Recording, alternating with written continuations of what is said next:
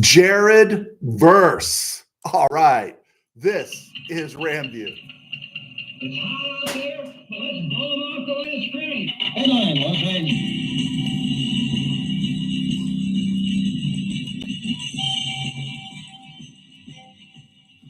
Live from the Ram Cave, I'm Joe Terosian, and this is RamView, the Draft Night 1, April 25th edition. Happy to be here. We're only going to be here for no more than about 15 minutes, but we want to do a recap on the first night of the draft. What an amazing draft it was. And the Rams got a guy, right? They got a guy that wasn't supposed to be there.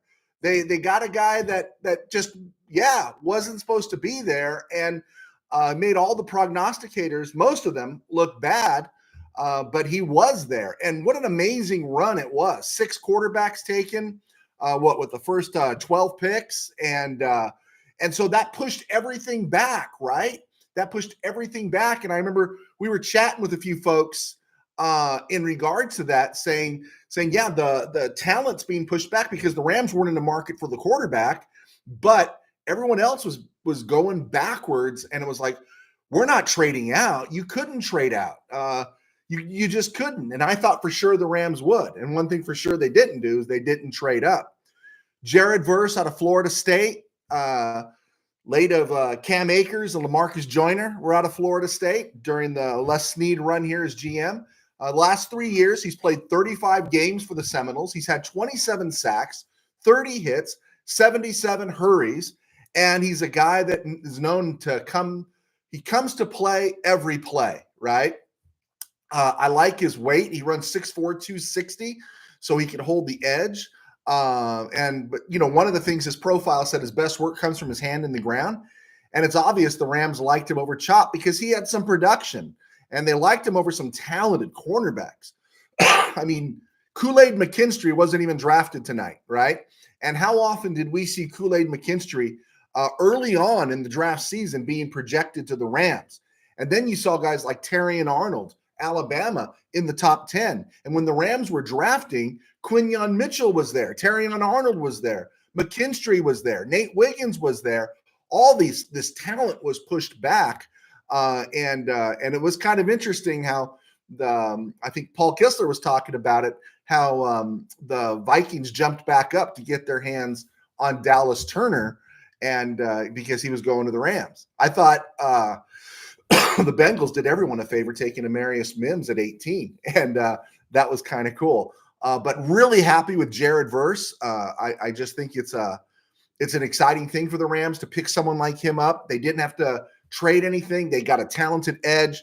I like him better than Latu. I just think he's got a longer, how do you say it? He's got less tread on the tire, right? He's got less tread on the tire, and he's got to make his story where Latu's already got a story. And if it ends even now with Latu, it's still a great story. But Jared Verse is still hungry, and he's productive. And yeah, I couldn't be happier. I just couldn't be happier.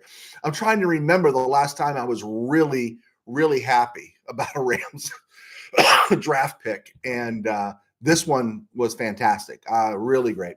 As far as the draft goes, the opening tonight, they got all those Lions out there. Why didn't they have Greg Landry? The draft, again, was interesting. No defensive players taken in the first 14 picks. Nothing like that had occurred.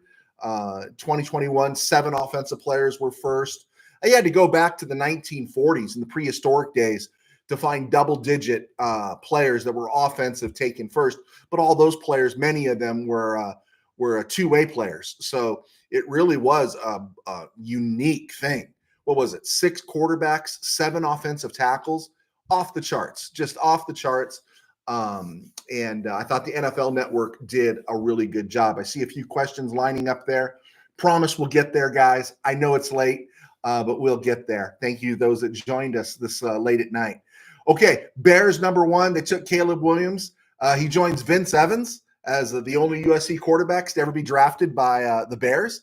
And there you go. Yeah, Vince Evans was a Bear. There you go. And Caleb Williams is one now too. And the Bears did something else good for Caleb Williams. We'll get to it here in about 8 picks. The Taxkins took Jaden Daniels. As you guys know, I was not into him early on. Still got my ASU thoughts wrapped up around him, but I've warmed up to him, and I am kind of excited to see him play. Drake May went to the Patriots. Smart move by the Patriots. I don't know what the Patriots, you just never know what the Patriots are thinking these days. You never think you'd say that about the Patriots. And I have my problems with Drake May too. Everyone loves this guy. And when you watch his highlights, he's great. But every time I saw him play, it was fright night. And again, first 3 picks, no trades. First 4 picks, no trades. There were no trades happening early on. It went right down the line. Cardinals took Marvin Harrison Jr., and I was very happy about that. I thought it was a smart thing for the Cardinals to do, but they didn't do the even smarter thing, and that would have been to trade out of that. This draft is so loaded with wide receivers, and teams that have that great wide receiver don't necessarily always make those deep playoff runs, and they don't have a great quarterback. So I'm glad Marvin Harrison is there. I'm glad they didn't trade back for more quality picks, and so yeah, I'm good with what the Cardinals did tonight. And yeah, I think it was the best thing for the Rams.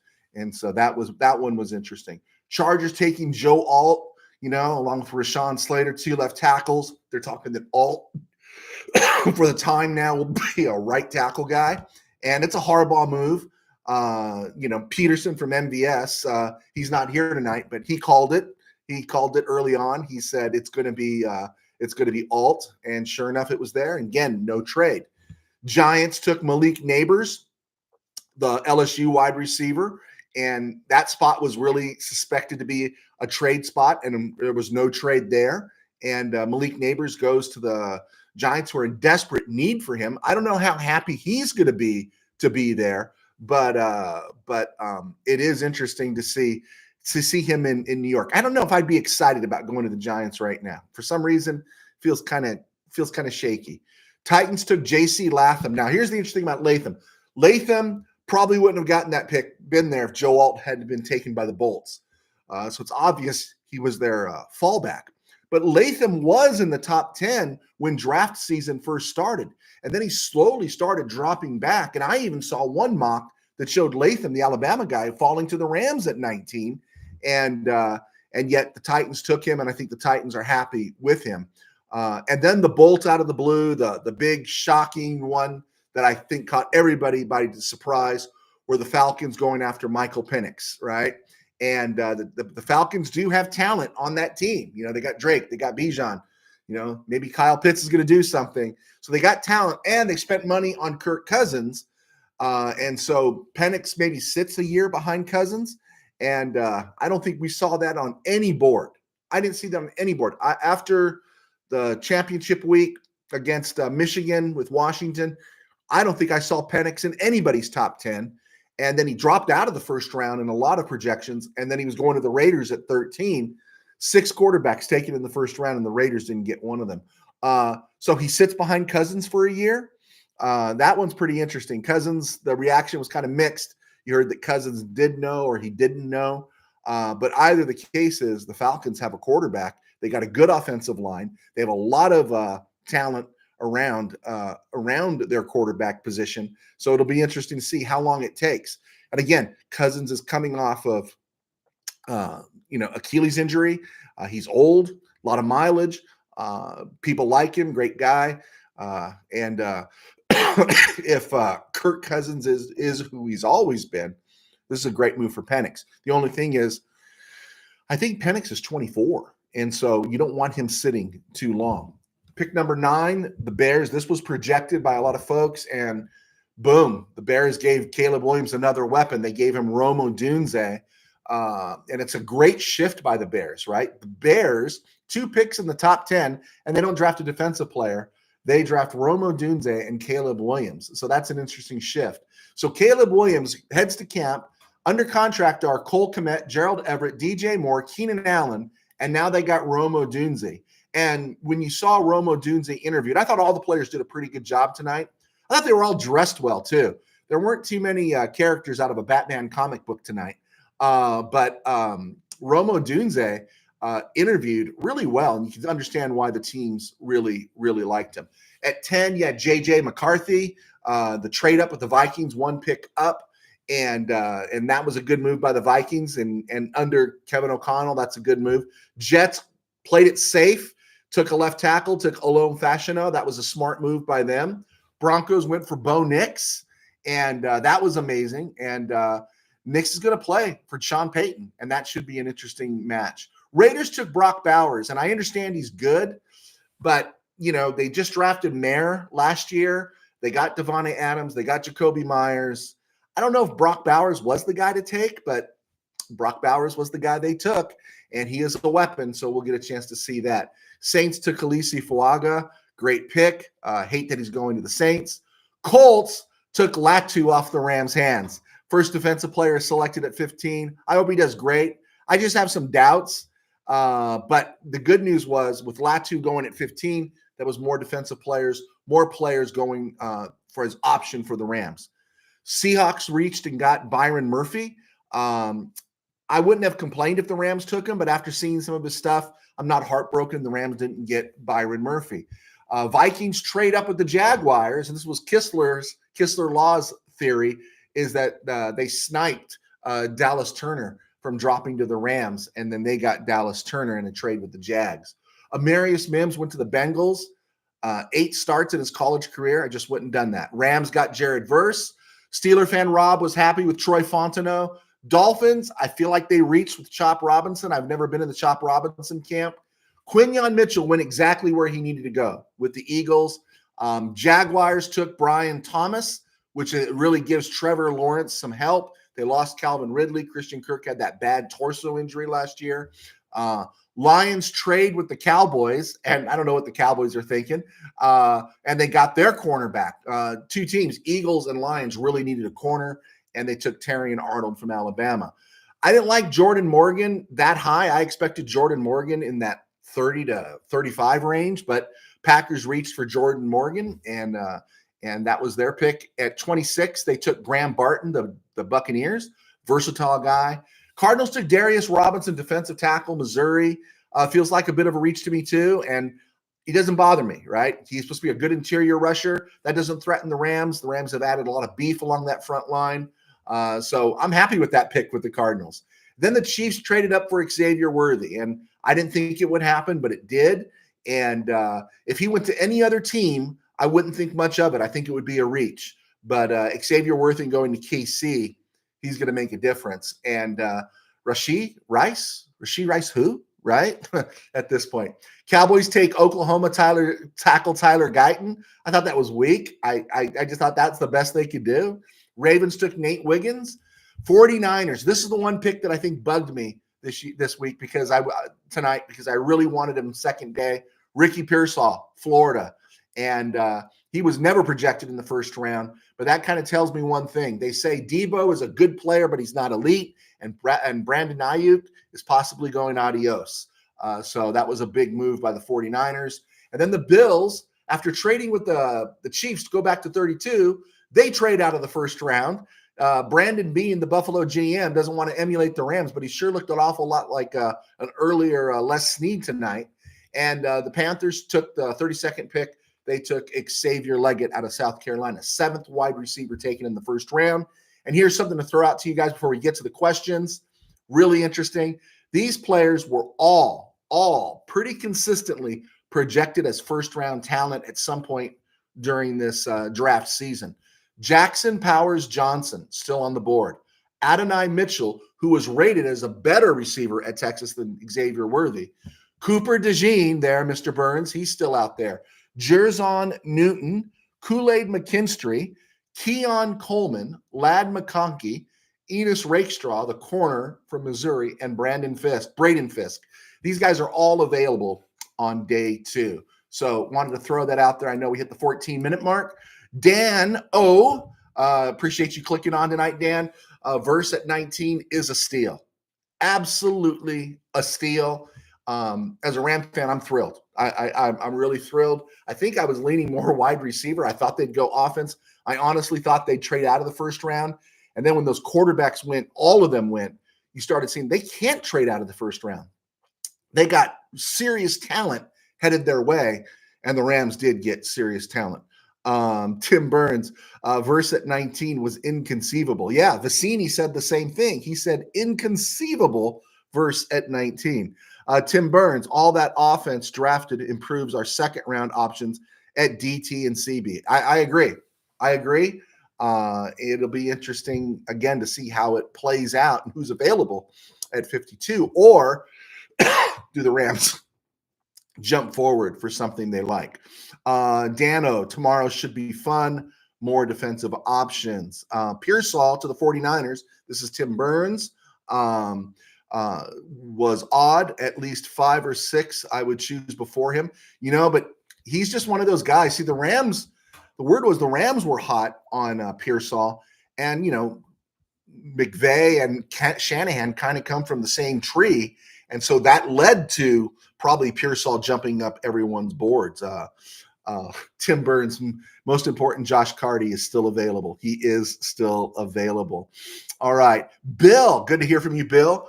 Happy Rams get versed without giving up draft picks. That's great. That was the one thing that I was really happy about. Even before everything kind of transpired, I didn't want the Rams spending draft capital to move up in the draft because the draft was so rich this year. And give credit, an experienced McSnead room just let everything play out, and they didn't move up, and they let players fall to them. And you got Jared Verse, just again inconceivable. Let's see here. Steve Ramirez, think we go DT. I think you said DT there, and wide receiver. This is Steve Ramirez in second and third rounds. Wonder if they trade up. Yeah, I'm curious because I was surprised Ricky Pearsall came off the board. And so yeah, I do think you got to take a receiver tomorrow. You need a receiver tomorrow, and then we're going to find out with defensive tackle and off-ball linebacker. We got our edge, right? We've got our edge. That's the fourth edge the Rams have taken in the last two drafts. I don't see them taking another edge tomorrow. Sorry, Manuel. I don't think we're going to get Jonah Ellis tomorrow. I just don't. So it moves on to DT. Maybe Chris Jenkins, who's kind of gotten kind of hot lately. I like him better than Hall at Ohio State. So that'll be interesting. Let's see.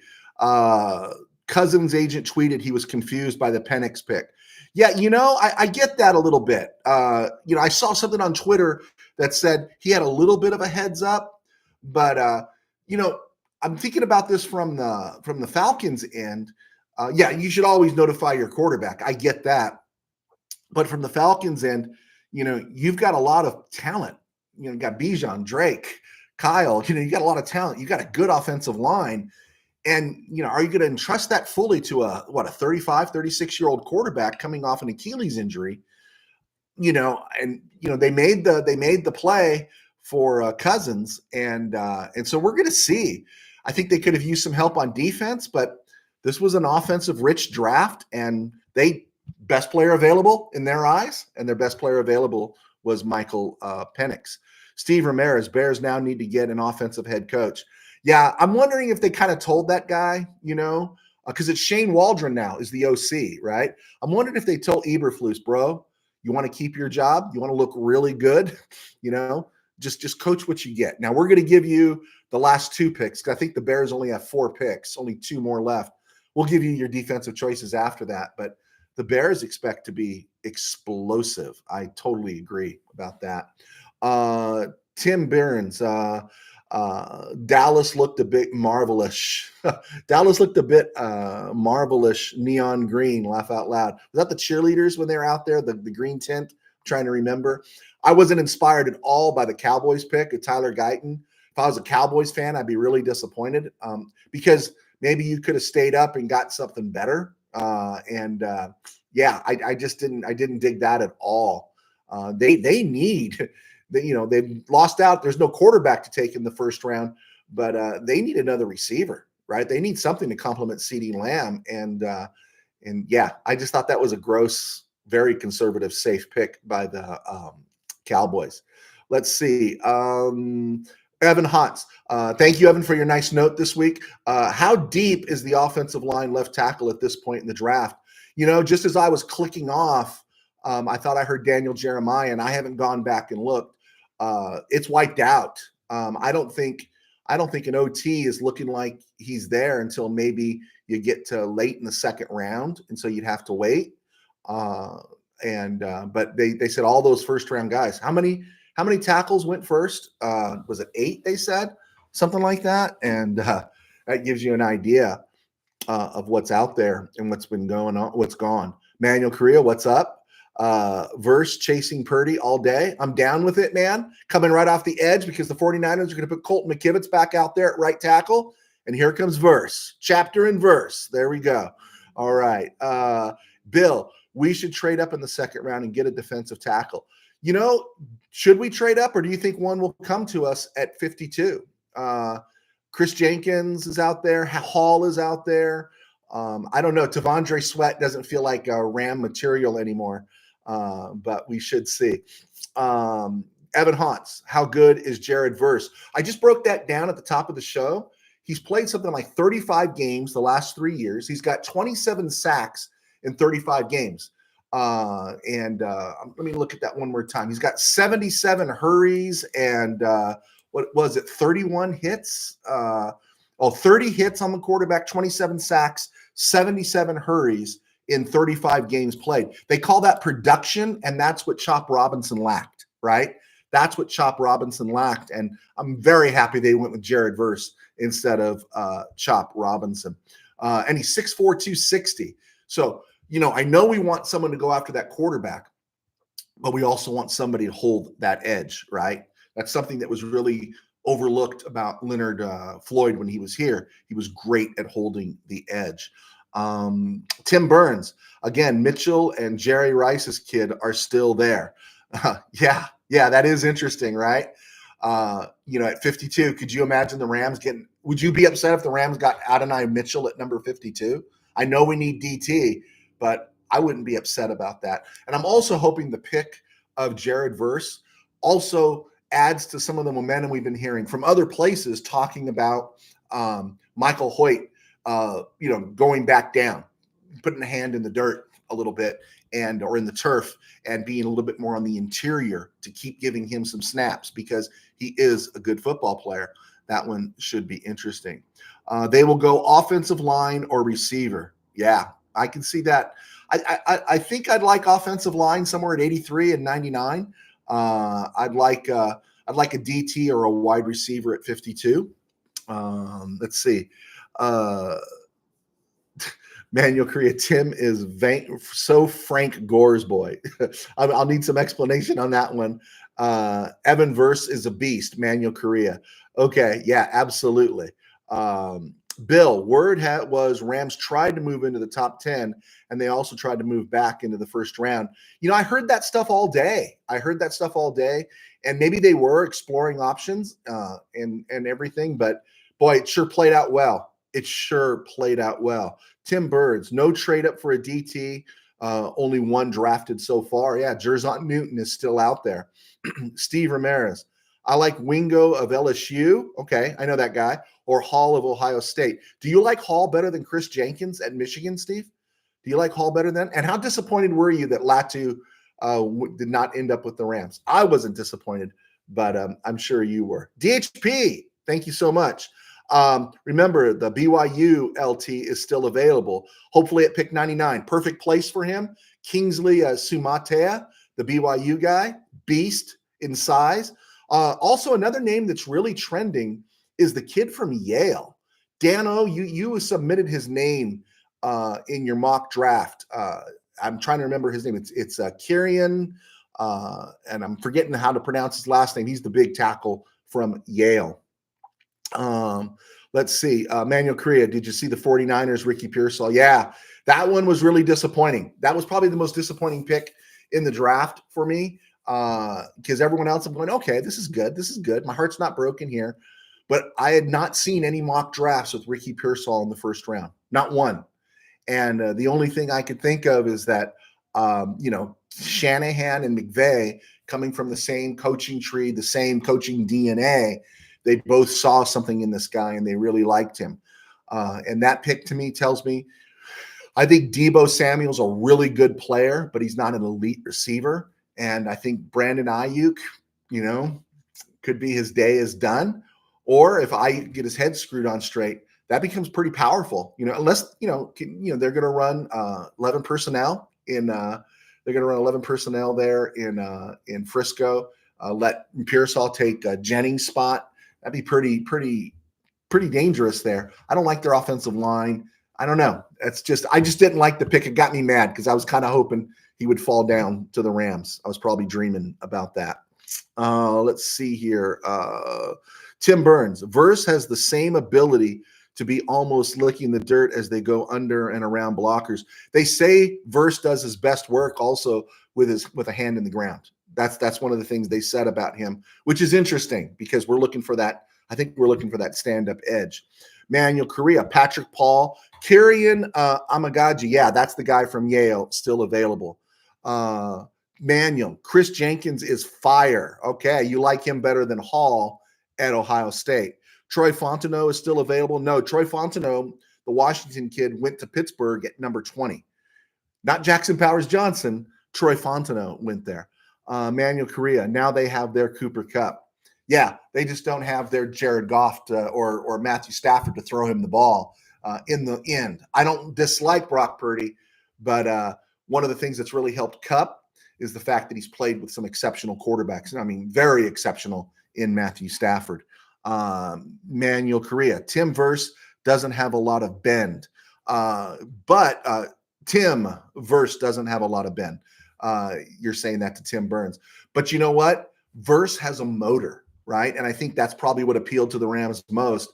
This guy has a motor. He comes to play every play, and he doesn't take a back seat to anybody in that regard and that work ethic. And, you got that little trifecta there of Kobe Turner on the interior, Byron Young on one side, and Jared Verse on the other.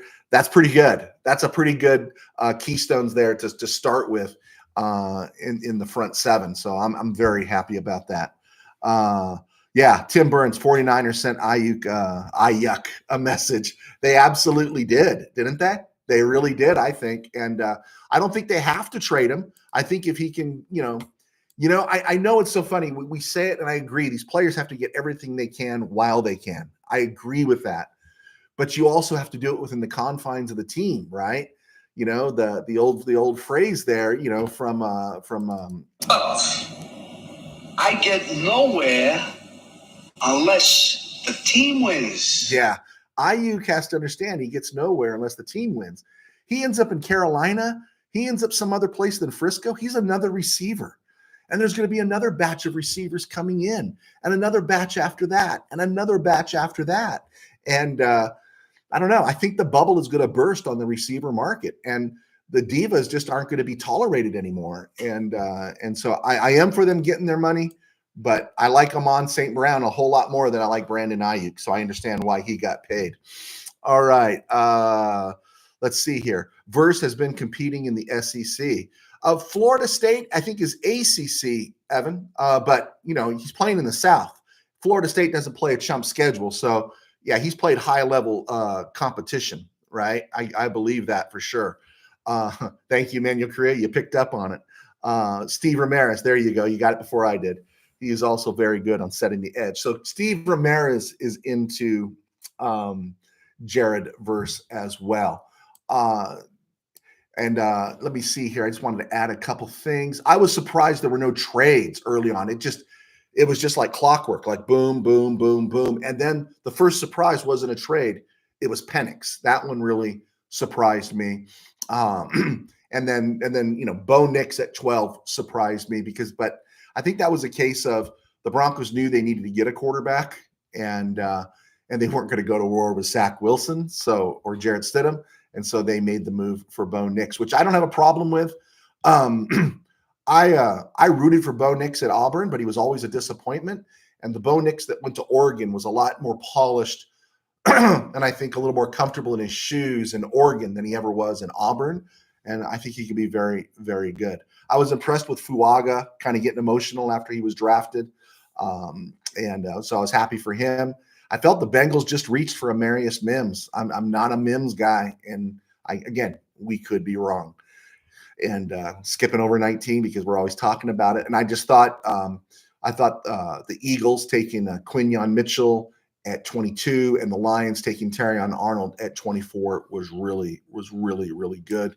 And then Brian Thomas, who a lot of us talked about going to the Rams, going to the Jaguars. That was important for Trevor Lawrence. Let's see here. Manuel Korea, let's give verse number 1. Okay. Since Young is 0. Yeah, I don't care what you give him. Just make him happy. And so I did see something on Twitter that said Kobe Turner reached out to him right after he was drafted. And I like that about Turner. That's a leader that does that kind of stuff, right?